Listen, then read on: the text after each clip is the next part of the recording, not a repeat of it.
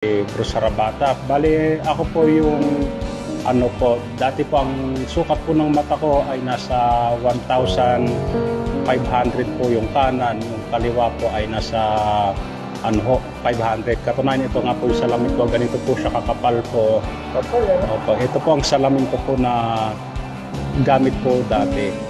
At pag wala po nitong salamin ko po ito, halos lahat po ng paningin ko po ay blurred. Kahit po yung mga dumadaan na bus, talagang puti lang ang nakikita ko po.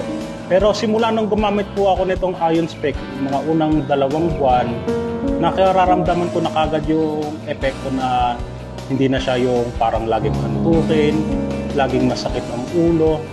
At ngayon po, ito pong Ion Spec kung ito, sinusuot ko na po ng halos 1 taon na rin po.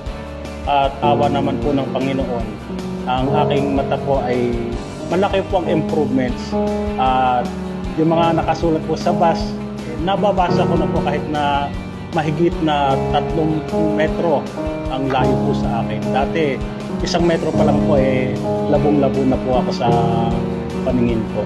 Ayun po yung narasa ko po mula nang suot po ako ng Ion Spec. Kaya po, napaka-effective po nito.